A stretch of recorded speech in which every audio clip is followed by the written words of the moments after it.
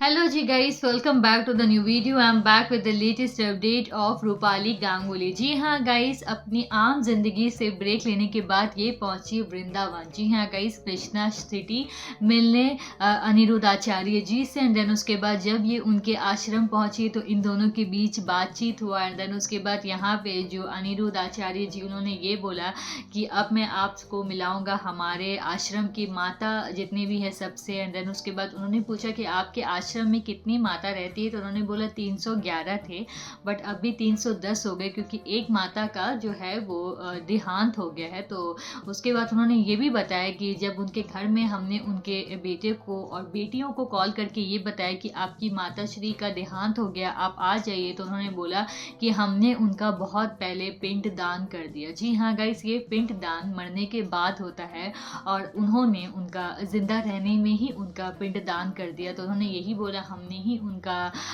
पिंड दान किया। एंड देन उसके बाद उनका क्रियाक्रम किया, अस्थि विसर्जन किया, सब कुछ हमने ही किया उनका। और बहुत ही ज़्यादा ये दुखी चीज़ है कि बहुत सारे आश्रम या ओल्ड एज होम में जो है वो हम अपने माता पिता लोग को सब छोड़ देते हैं क्योंकि जिम्मेदारियों से सब भागते हैं। तो ये बहुत ही बुरी बात है। एंड देन उसके बाद यहाँ पे रूपाली गांगुली ये स्टोरी सुन के काफ़ी ज़्यादा उनकी आंखें नम हो गई है, ऑलमोस्ट ये रोने वाली थी। एंड देन उसके बाद उन्होंने सारे माता जितनी भी है उस आश्रम में मिला।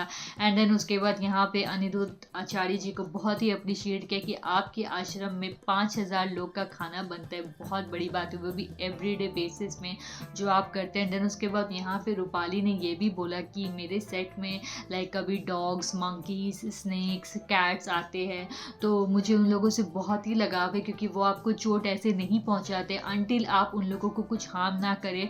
तो मुझे वो बेजुबान जानवर से बहुत ही ज़्यादा प्यार है, ये बोलना है रूपाली गांगुली का। So this is the latest update. How much you like the video, let me know in the comment box. Be with me, don't forget to subscribe. तब तक के लिए टाटा, बाय बाय।